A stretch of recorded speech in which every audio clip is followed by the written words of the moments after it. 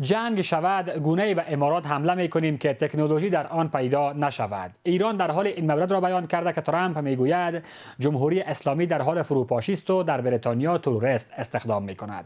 عضو مجلس خبرگان گفته مذاکره در مورد حق غنیسازی هسته‌ای ممنوع است و رئیس جمهور آمریکا میگوید یک قدرت خاص در منطقه را شکست دادیم. بینندگان یک در سراسر جهان سلام. به این بخش خبر و تحلیل از یک خوش آمدید. من احمد شاه شکوهمند میزبانتان در این برنامه هستم و این مهم ها را به بحث و واکاوی بیشتر میگیرم با دکتر سید بلال احمد فاطمی آگاه ارشد روابط بین الملل که از لندن با ما پیوستند. آقای فاطمی بسیار ممنون که فرصت دادین. یک بار دیگر عضو مجلس خبرگان ایران گفته که مذاکره در مورد تسلیحات هسته‌ای یا غنیسازی هسته‌ای حرام است. فکر میکنین این طرف آمریکایی‌ها خواستار برچیدن کامل فعالیت‌های هسته‌ای ایران هستند؟ ترامپ هم به تازگی گفته که باید ایرانی‌ها عاقل شوند و مذاکره کنند در مورد برنامه هسته‌ایشان. چه میشه؟ بسم الله الرحمن الرحیم. سلام و احترام با شما آقای شکومند و بیننده های سرویس خبری شما. علیکم سلام. امی که میگن ایرانی ها عاقل شوند یعنی غلامی عقلانیت است. غلامی عقلانیت است. این به همین مفهوم است. یعنی شما گپای ما را قبول کنین مثل که عربا میکردن، سر بالا نمیکردن.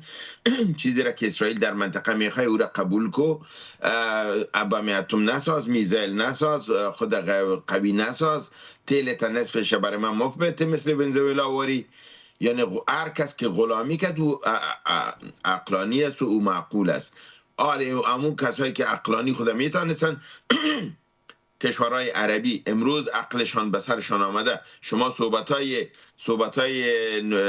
وزیر خارجی قطر دیرو در جی سی سی نشنیدن؟ گفت که ما پول پرداخت کردیم، اسلحه خریدیم که از ما دفاع شود. او به بلای جان ما شد و به نفع اسرائیل استعمال شد. حالا میفهمن عربای چیزا رو درک کردن که با امریکا با اینا بازی بد رقم کرده. بنان ایران یک کشوری است که تمدن تاریخی داره، فرهنگ داره.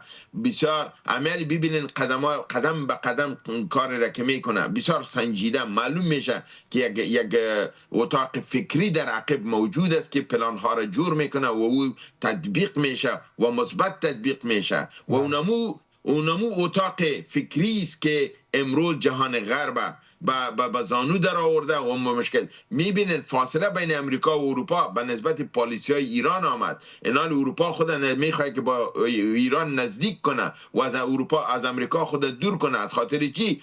که میبینن که ایران زده نمیتونن و در مقابله ضرر خودشان است. بنان آل امریکا تجرید میشه. در خود امریکا شما میبینن دیروز در نشست کابینه امریکا بین وزیر دفاع، بین معاون رئیس جمهور و رئیس جمهور اوضاع بسیار تلخ بود. بسیار کلمات تلخ را جی دی ونس استعمال کرده. ما که قبل برای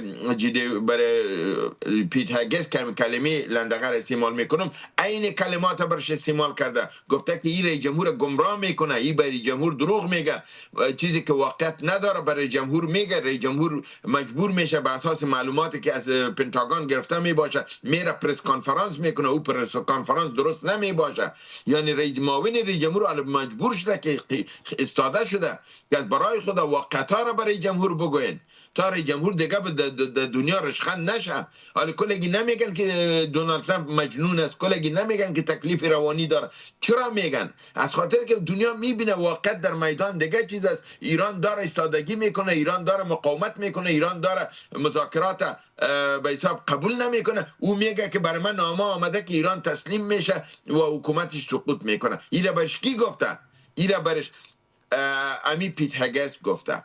اینال پیت هگس یک لندغر هست یا نیست؟ ببینن دو پیامی که چیز داده سید عباس عراقچی داده که به تاریخ 28 در برنامه شما بالای از صحبت کردیم که به پاکستان پیام داد. در او ایران گفته بود که تنگه هرمز آزاد کنین، مسئله اتمی را یک چند وقت با تعویق بیاندازین. وقتی که با مذاکرات میایین سر مسئله اتمی ما مشکل نداریم، ضمانت بتین که حمله نمیکنین، بالای میز مذاکره میایین. آقای فاطمی، دونالد ترامپ دونالد ترامپ دیروز چی میگه؟ دونالد ترامپ میگه که نامه‌ای به دست ما رسیده که عباس عراقچی گفته که نظام ما در حالت ورشکستگی و سقوط است. برای خدا تنگی هرمز باز کنین. اگر نی ما تباه میشیم. شما تنگی هرمز باز کنین، ما رهبر خود تغییر میدیم. حالا یک وزیر جنگ که آقای هگزت باشه به قول شما مجنون، چرا باید معلومات اشتباه بیرون بده و برای رئیس جمهور بده تا سیاستگذاری دولت در منطقه تأثیر منفی داشته باشه بر خود حکومت؟ خب از خاطر که امیر تحلیل کرده بتانیم باید بریم به عقبه که این شخص کی است. بله. یک نظامی است که در افغانستان جنگیده.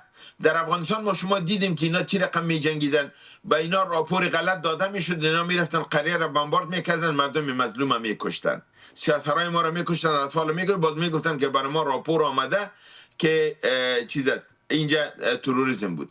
دیگه موقفی از این آدم اگر شما ببینین، این از امو نسلی است که جنگ کروسید، کسی که تاریخ جنگ کروسید هم میفهمه، بله. جنگ قتل عام اولادای مسلمان ها بود، فلسطینی ها بود که حتی به رقم کشتار کردن مثل که میگه تربوز هم به این رقم انسان نمیزنن. جنگ کروسید که در برعلیه عرب ها و فلسطینی ها صورت گرفت، این یکی از مدافعین جنگ کروسید است. در سر بادی و سر وجود شعارهای جنگ کروسید نوشته شده. او میگه که اینا همین مکتبی که زده شده، مکتب مدرسه دخترها در مینابه، در مکتب مینابه که زد، این یگانه وزیری بود که گفت که خوب کار شده، گفت از این بتر بزنین. بنان این از مثل اسرائیل و خوناشام است، این از این جنگ لذت میبره. این در افغانستان سرنوشت حکومت را به دست یک دیوانه سپردن آقای فاطمی. از همین خاطر خالی پروگرام دارن که حالی اوسش کنن، حالی باید دیر اوسو کنن و بار همی تمام جنگ در گردن نمی آدم مندازن.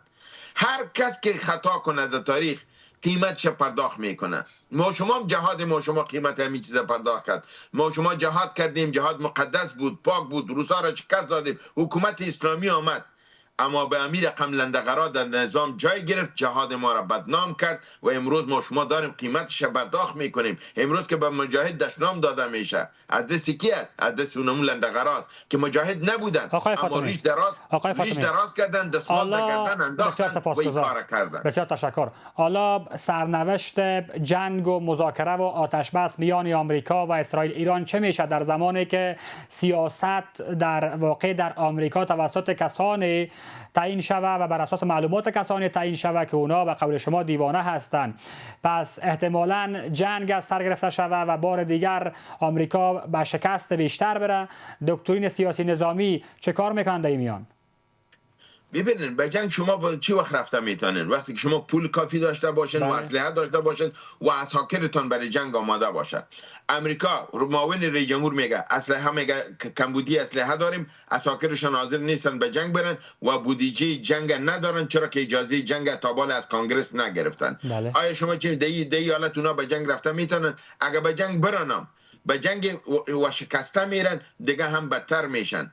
از امی بابت آل رئیس جمهور وقتی که جی دی وینس و یک آدم در مجلس میخیزه و دادم روی رئیس جمهور میگه که وزیر جنگ دروغ گفته، خود به خود رئیس جمهور متوجه میشه که من خرگه به راه کشانده میشم، مجبور میشه که به او گوش بده و واقعیت هم آیسته آیسته آشکار میشه. میبینید در میدان جنگ در عمل ایران دست بالا پیدا کرده. تمام کشورهایی که کاملا مخالف ایران بودن حال در روان با ایران میرن. عربستان سعودی که یکی از سرسخت‌ترین مخالفین ایران بود، امروز با پاکستان، با قطر و چین داره میشینه و میگه که ما با هم یکی میشیم و امریکا از پایگاه امریکا از عربستان سعودی اوس میشه. بنان تغییرات کنیمه و اونا متوجه میشن و مجبور میشن که بالای میز مذاکره بیاین، به حقیقت تن بتن و از جنگ دست بکشن. آقای فاطمی، میگن حمله های 40 روزه ایران به کشورهای حاشیه خلیج فارس، حالا که ایرانی ها گفتن به پایگاه های نظامیان آمریکایی در منطقه حمله کردیم، محکومیت های شدیدی از طرف عربستان و امارات و قطر و این کشورها داشتیم. فکر میکنین بیشتر از این که زمینه ساز تنش‌زایی میان ایران و همسایه های جنوبی شوه، بیشتر زمینه ساز رابطه خوب شده این حمله ها به این کشورها؟ ببینید فیصدیش معلوم میکنیم. بله. کدام کشورها فعلا مخالف است، کدام یک موافق است. امارات متحده عربی در صف اسرائیل و آمریکا قرار گرفته، در مقابل ایران است. بحرین است و کویت است. این سه تا قرار گرفته. عربستان سعودی که کلانترینش است، قوی ترینش است، او فعلا در این صف نیست. او در این صف نیست. قطر که کشور دوم بعد از سعودی نسبت به امارات و بحرین و کویت، قطر قوی است، هم لحاظ نظامی و هم لحاظ. او در این صف فعلا نیست، او در این صف قرار نداره. در این حال شما اگر ببینین کشورهای دیگر عربی مثل اردن، مصر، ترکیه، اونا، پاکستان، اینا طرفدار از این جنگ نیستن و اینا در پهلوی سعودی و در پهلوی امی کشورهای دیگه که اینا قرار گرفتن. امیال قطر، سعودی، پاکستان، ترکیه و ایران دارن یک اتحاد منطقوی را می سازن. اینا شما ببینید که برنده کی است، معلوم میشه که ایران میدان برده و امی امارات متحده عربیان با وجود از اینکه در او صف قرار داره، این گپ با واضح گفته که من بعد باز من دیگه پایگاه امریکا را نگاه نمی کنم، من میخوام که خودم مسلح باشم، با پای خود استاده باشم. خود ایران نشان میده که اگر مخالف ایران هم است، اما تاثیر گذاشته ایران بالایش تا از صف امریکایی خود بکشه و میفهمه اگر در صف امریکا میمونه لطوکوب میخوره، ضربه میخوره، بنان خود باید از اونجا بکشه. فعلا صحبت های مخفیانه که بین ایران و امریکا دوام داره و رزمی گپ است که امریکا میگه خب ما میبرایم، مگم از 10 کشوری که در اونجا پایگاه دارم از 5ش میبرایم، از 5ش نمیبرایم. ایران میگه که نه، از کلش برای. اینجاست جنگ. در ظاهر اونا اعلان میکنن که امریکا ایران شکست خورده، در باطن به ایران عذرگزاری دارن، برای مذاکرات هم یعنی عذرگزاری دارن و این گپ منی برای 2 هفته این گپ پروفسور جنگ است، این گپ پروفسور جفری است، این گپ پروفسور یاشمر است. شما اونا ارزش داره، اونا مردم هستن که 50 سال در پانتونای امریکا درس دادن و تحلیل بسیار بنیادی میکنن. اونا میگن امیال امریکا به زانو زده به ایران عذر میکنه، بالای میز مذاکره بیا، ایران نمیآید. آقای فاطمی 2 هفته بعد چه میشه؟ کوتاه لطفا. 2 هفته بعد اگر کانگرس موضوعش یک دفعه معلوم شه و فردا پس فردا این موضوع معلوم میشه. بله. با شما معلوم است پیتگس باید بره و از جنگ خود دفاع کنه. کانگرس باید قناعت بده. اگر قناعت دادن نیست و اجازه جنگ داد و جنگ گذشته را قانونی قرار دادن، در اون صورت ممکن که دونالد ترامپ و اینا به فکر کنن که به یک جنگ دیگه برن، چرا که به اون برای پول نیاز داره. جنگ طولانی مدت‌تر یا کوتاه‌تر؟ نه خیر، جنگ کوتاه مدت. بله. جنگ کوتاه مدت برای 2-3 روز یک حمله نهایی و به نهایت ازو بگوید که اینم زدم پای خود از جنگ بکشه و اعلان چیز کنه و این شاید همین مشوره را کانگرس برش بده که ما موقتا اگر اجازه ندن تمام جنگشان غیر قانونی اعلان میشه و مجرم وزیر جنگ و رئیس جمهور شمرده میشه، از خاطر که رئیس جمهور و وزیر خود نجات داده باشند این جنگ باید قانونی اعلان کنن. وقتی که قانونی اعلان کردن اینا باز از او غلط استفاده میکنن. بنان کانگرس هم باید اجازه جنگ بده و هم جلوی جنگ بگیره. بنان فکر میکنم که 2 روز بعد یا 3 روز بعد کدام نتیجه که از کانگرس میاد ممکن برش بگن که جنگش 60 روز گذشته که شما کردین او درست است، او را اجازه دادیم، اما من بعد شما دوباره به جنگ نمیرین، کوشش کنین که از راه مصالحه و مذاکره موضوع را حل کنین و موضوع را اختتام بدین. به اون صورت امریکا دیگر راهی نداره که بالای میز مذاکره بیه. شرایطی که ایران گذاشته اگر 100% نمیپذیرن، 50 در 50 هر دو طرف بپذیرن و ایران در منطقه امو سلطه خود قایم میکنه، امریکا مجبور است که از منطقه پای خود رو بکنه. حداقل من که میبینم از 6 الی 7 مملکت امریکا میبرایه، شاید در 2-3 مملکت بمانه، مگرم اورم در طویل المدت باز اونا به ایران برش راه خواهد جور کرد. وقتی که منطقه تغییر کرد اونجا فشارا میه، اونا در طویل المدت خواهد برآمدن، مگم در قلیل المدت امریکا از بسیاری جای میبره، تنگی هرمز به دست ایران میمانه، ایران عملا پول میگیره. شما دیروزم دیدین که کشتی ژاپن آمد پول پرداخت کرد، تیل از سعودی گرفت اما پول به ایران پرداخت کرد. اگر بسیار نزدیکترین دوست امریکا ژاپن این کارا میکنه، اگر اروپا اسپانیا و فرانسه و ایتالیا این کارا میکنه که میاد تیل میگیره پول به ایران میده، بنابراین ثابت میکنه که ایران داره آهسته آهسته هژمونی خود ثابت میکنه و امریکا در این بازی شکست فاحش خورده. دکتر سید بلال احمد فاطمی، آگاه ارشد روابط بین الملل، ممنون حضورتان در برنامه خبری تحلیلی امشب ما از لندن. جهان سپاس که دعوت کردین. و بیننده های عزیز، در مورد آخرین تحولات خاورمیانه، جنگ، مذاکرات، آتش بس میان آمریکا، اسرائیل و ایران گزارشی داریم که با هم میبینیم. علی خضریان عضو کمیسیون امنیت ملی و سیاست خارجی پارلمان ایران به شدت از همکاری‌های نظامی امارات متحده عربی با ایالات متحده آمریکا و اسرائیل انتقاد کرده است. او هشدار داده که امارات در قمار پیروزی و شکست وارد شده و در صورت بروز جنگ به شرایطی خواهد رسید که فاقد فناوری‌های پیشرفته خواهد بود. همچنین خضریان از مهاجران مقیم امارات خواسته است که پیش از تغییر شرایط این کشور را ترک کنند. اماراتی ها خدمت شما عرض بکنم که اقداماتی رو در موضوع همراهی با رژیم و آمریکایی ها برای حمله مجدد دارن انجام میدن که البته نیروهای مسلح جمهوری اسلامی ایران هم بانک اهداف خودشون رو در موضوع امارات یه تجدید نظر جدی روش انجام دادن و اماراتی ها خواهند دید. شهروندان اماراتی هم بدانن یکی از اون بانک اهدافی که حتما در صورت هر جنگ نسبت بهش اقدامات جدی و مخربی صورت خواهد گرفت، این کشورک اماراتی است که حتما باید ادب بشه.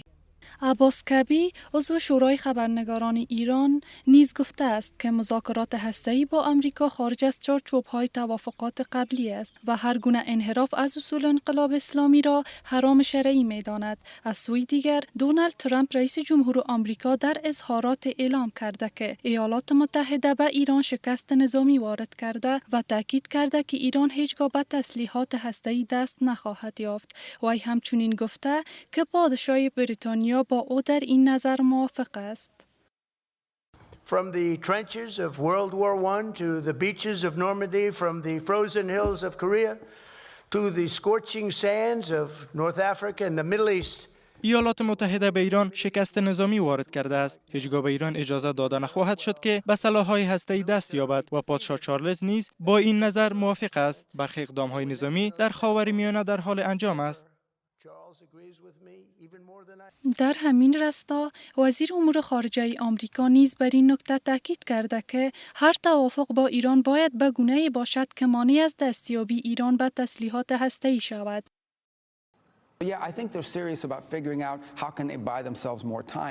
ما باید اطمینان حاصل کنیم که هر توافق با ایران به گونه‌ای باشد که آنها هیچگاه نتوانند به سرعت در مسیر ساخت سلاح‌های هسته‌ای حرکت کنند. این تحولات در حال است که پیش از این مذاکرات میان ایران و آمریکا در اسلام آباد برگزار شد که به نتیجه نرسید و تنها منجر به برقراری آتش بس شد. این آتش بس تمدید شد اما تهدیدات و گفتمان‌های جنگی همچنان ادامه دارد. پایان خبر از یک وقت بخیر و خدا نگهدار.